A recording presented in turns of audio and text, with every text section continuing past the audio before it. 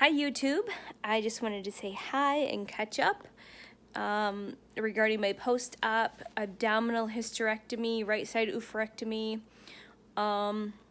week 4. Today is week 4. I was going to do a video last week, which would have been week 3, so we'll say this is week 3 to week 4, since I did a video regarding the first week to 2 weeks. So just wanted to talk about my food, my fitness, my fasting really quick, and recovery. So this video might be a bit shorter than my other ones. We'll see how it goes. Sometimes I get to rambling and just give out some general information. So we are week 4 post-op, complete abdominal hysterectomy. Healing, I would say, is going pretty good. For food, keeping foods clean as much as possible. 80 to 90%, if not more, of my nutritional protocol is clean, whole foods, clean supplements. I'm supplementing with different protein powders, plant-based and animal-based, different supplements I've added into the protocol for the healing process. Again, I always rotate supplements. Some things I do constantly, and some things I rotate in and out. So, post-op week 4. How is the fitness looking? Basically walking.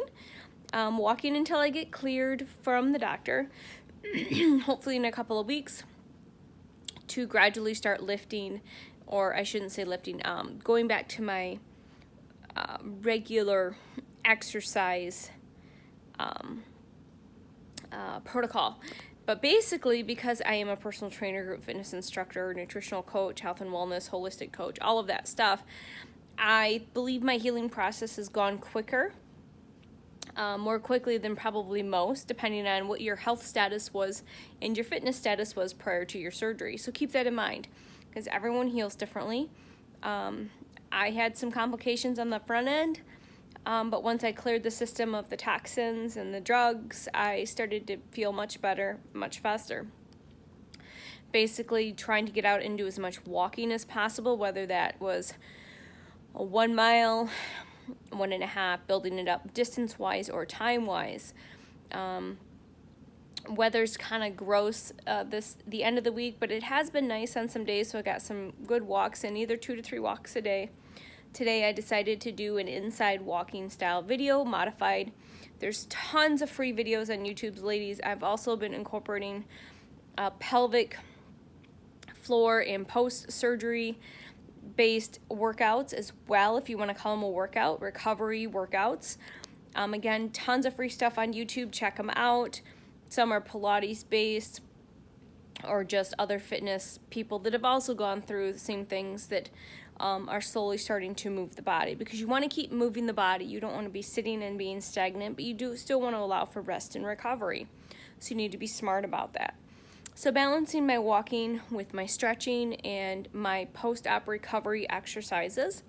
And as the weeks go on, I will gradually increase the difficulty of that, depending on how I feel. Again, this is all going on how I feel. I'm pretty in tune with my body. Try to listen to my body and try not to push it too hard, because I've done that before in the past and it doesn't work. It creates more problems when you're trying to heal. I've also invested in a couple of different support belts, tummy belts. There's a few different ones out there, and the more my tummy goes down is in the swollen aspect of it. These belts are actually getting smaller.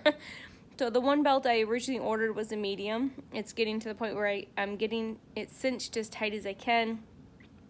The one I just got today, I got it on. It's in 3 different pieces, and one piece is actually too big for me, and it's a one-sizer.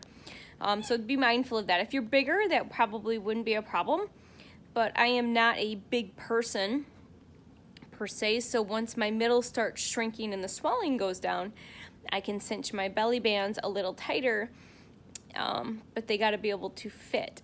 So some of them are not constructed to continue to attach the smaller you get. So just keep that in mind when you get the one size. The one size is a little big for me, and there was no other options. So it's a 3-piece belt. I'll try it out. The main reason I got this second belt was because one, it was in 3 pieces, so I don't really need a lot of support in the upper part of my abdominal area, but I wanted it for the pelvic belt. There's a specific pelvic belt, so belly and a pelvic belt, because that's the area that's still swollen, that's still healing, where the incision is at.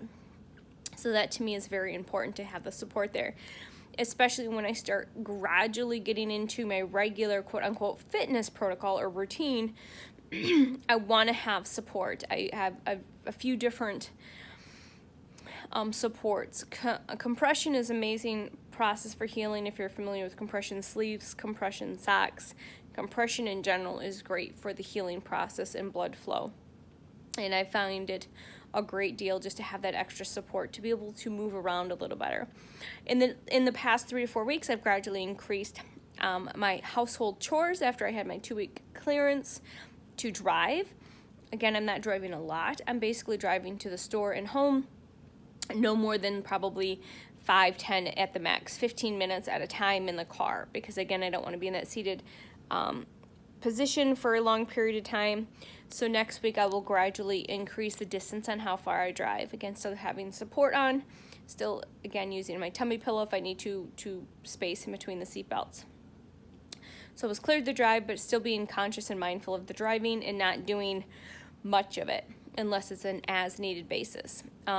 Water, because I refill water jugs. I just want to note each jug is 8 pounds. So basically I have to carry in, if I don't have help, which I usually don't, I have to carry 1 gallon in at a time because my restriction is nothing over 10 pounds, and I'm actually trying to keep that below that and no more than 8 pounds, depending what it is. And again, the water's a situation, and just getting groceries, just packing groceries really likes. I'm a no bag left behind type of a gal, but I have to carry multiple bags in because I can't push that. I don't want to push that restriction. I want to just be mindful of that because I don't want to have any issues with any surgical hernias or incisional hernias or pelvic prolapse.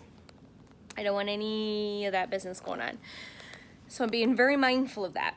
Once I gradually get into the fitness aspect, and I will continue to share my journey with you guys that are interested, I will start light and do more body weight exercises as I continue to learn how to engage my pelvic floor properly and keep things safe, and my core, re-engage that, and learning to rebuild those muscles back up after being traumatized from surgery.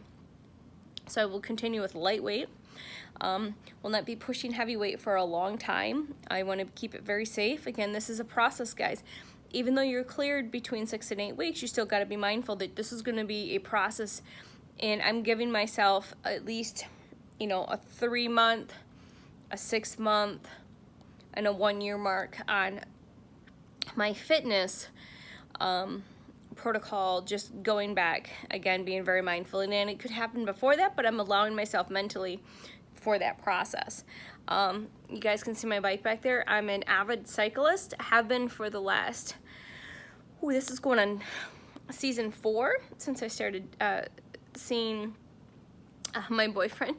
And so he got me into cycling, and not just cycling, but long distance cycling, bike touring. So when we tour, we camp, we bike camp, bike pack, whatever you call it. There's different terms for it, but we road bike, those are road bikes, and when we camp, we fully load the bikes with panniers, front and back. So just being able to stop and start is going to be a problem once I get cleared to get on that. So I'm going to get on a stationary bike first to see how that feels, because that's going to be completely different. But I have missed the weather being nice and being able to get on my bike back there. So missed my road bike already. And hopefully that will help also with slowly, gently building up those hip flexors, those abdominal muscles that were damaged during surgery. So that's going to be the fitness aspect of it. Food is going to continue to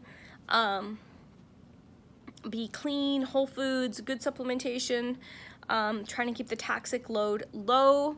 I am typically, since surgery, I've been trying to do at least over the weekend, trying to backload on activated charcoal, basically do it like at night in the morning. I don't do tons of it because, it can start binding to other supplements, and I don't want to do that.